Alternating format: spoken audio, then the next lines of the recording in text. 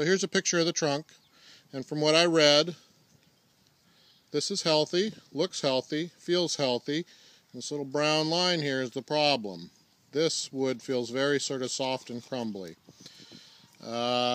So here's that branch we wanted to try to save, so I'm going to get right in the crotch here and kind of cut up in an angle and see if we can't get rid of that.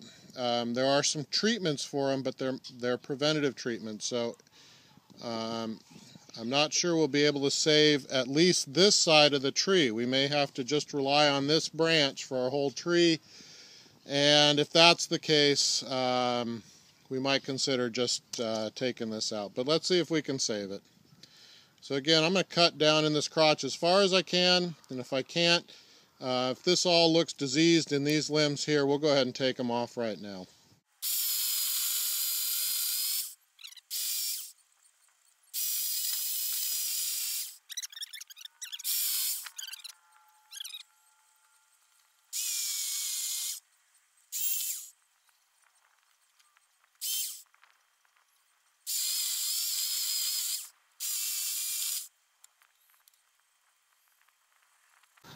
So this sort of diseased part of the trunk that you're seeing is definitely right up against these limbs here.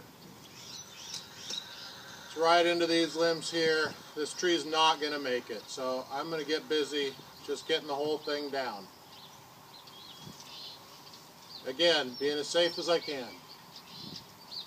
That limb's not going anywhere. We'll just finish this cut off right here. This limb shouldn't hit anything, we'll take that one off. Now these limbs are definitely at risk of going into the house, so let's get them trimmed a little bit.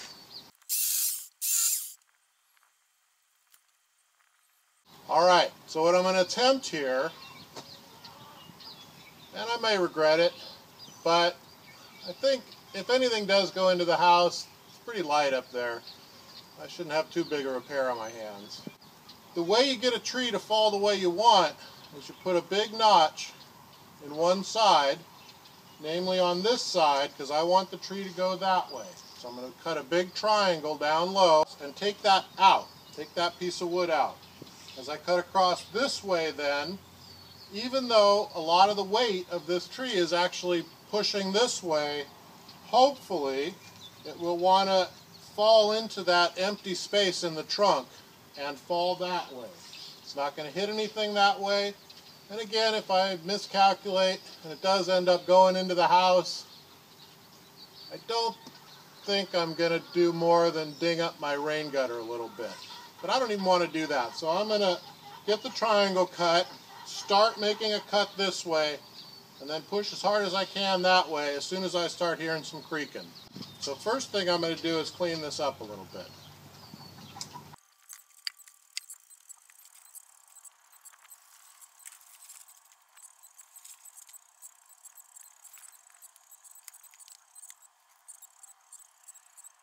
So we did a little more cutting than I was expecting. I figured I'd just check the oil level again. There is a gauge over here, but it's really hard to read. There should be enough to get the job done. So again, I'm going to cut a triangle almost halfway through this tree and then make a straight cut just above that triangle to get it to fall this way.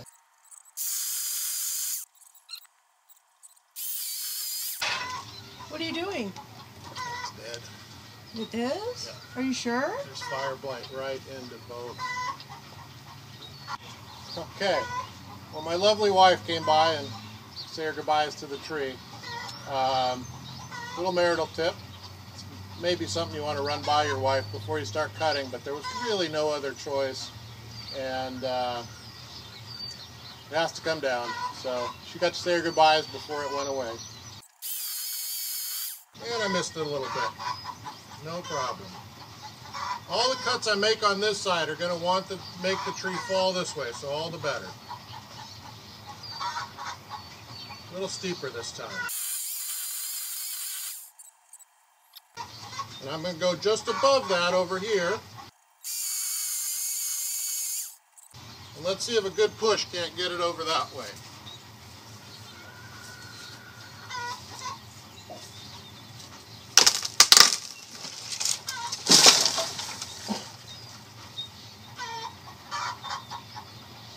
So now we'll cut this up. I think it should make decent firewood.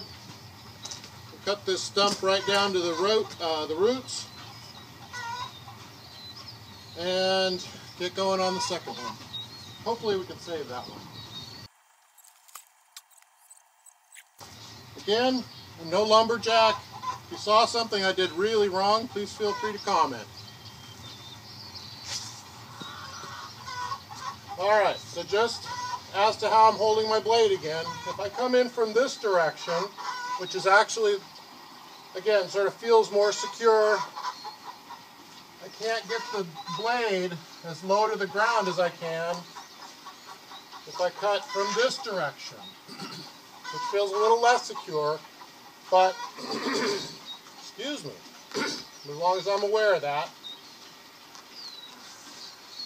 And again, kind of getting my body in a position where if I do get a kickback or if the blade slips through, I'm not going to go into my leg or anything silly like that.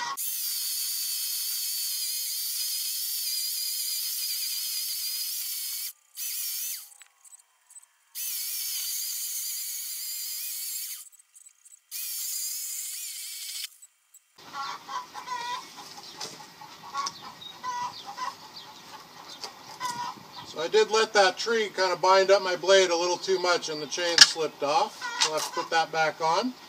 So there's what we're left with. There's our little stump down there.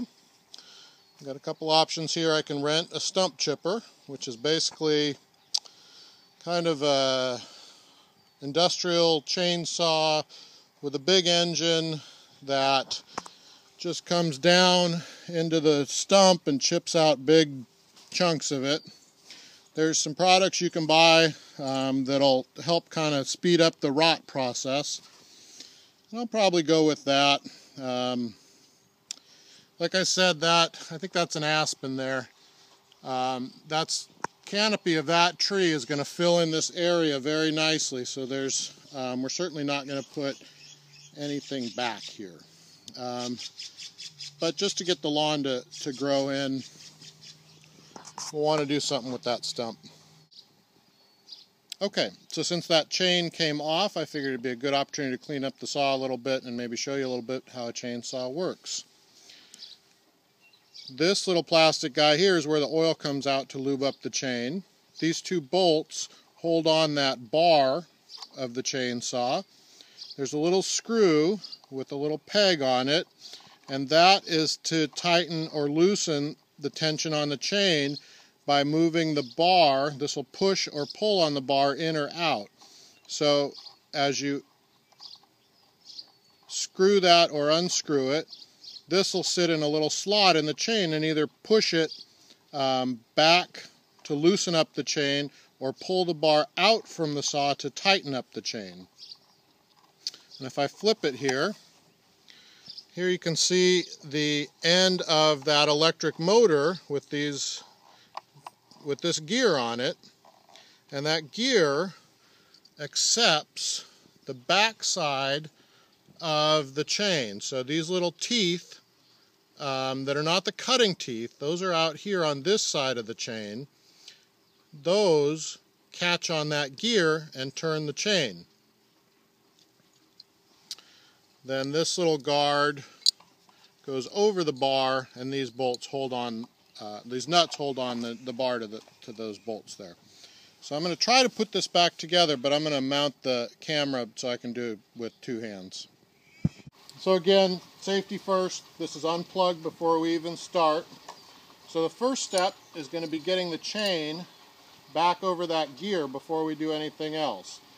Now it's handy here that they've got a little picture showing chain direction, and if I put it in this way it would be upside down. So I'm going to flip it around and match up my picture to the chain there. I'm going to put it through here, and just with my finger I'm going to feel it going over that gear in there. So there, it's not quite. There, it's over that gear. Now I'll leave enough room to get my bar back on.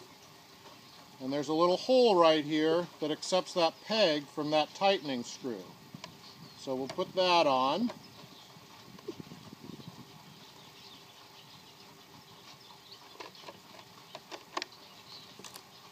We'll get our screw all the way so the chain, so the bar is as close to the chain as we can get it. Oh, told you I make mistakes. Now unscrew the screw. And that makes sense. So with the screw all the way unscrewed, I can push that little peg all the way to the back here. I can put the bar on. And again, you don't usually need to take the bar off to get the chain back on. I just thought it would be a good opportunity to, like I said, to show you how the saw worked. Clean it up a little bit. And that's upside down. I know I want this slot so that I can see where that peg is, but that's how it goes on. Okay.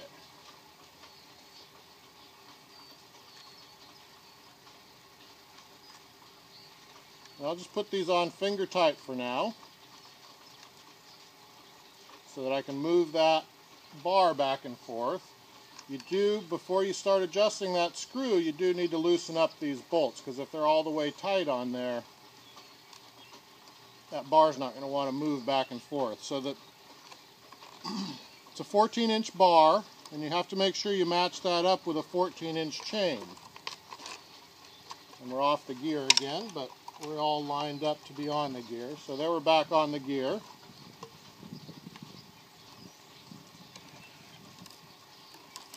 I'm going to get this back down in that groove all the way around. And so, as I was saying, this is a 14-inch bar. You want to match that up with a 14-inch chain.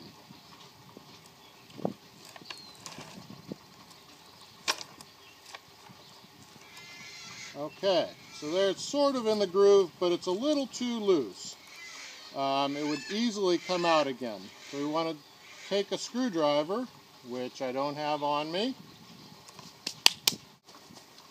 and tighten that up a little bit. So as I'm tightening it, pulling that peg,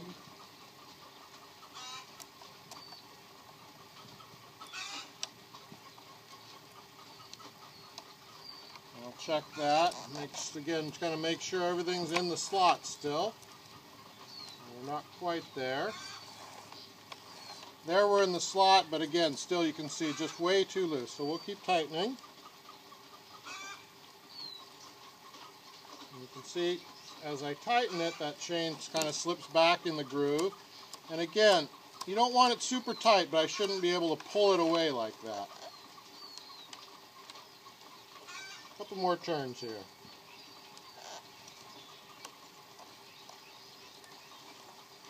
Again, if I can pull that out to get it out of the slot, when the wood binds on the chain and pulls, if that gets out of the slot, that'll come right off the bar. So again, I want it, see, now that is too tight to move. I need to loosen it up a little bit. Again, it feels just a little tight there.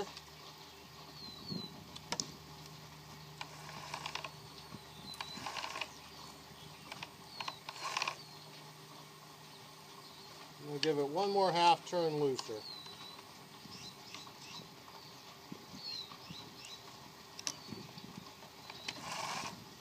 Alright, so that feels like it's moving pretty easily there. We'll go ahead and tighten these down.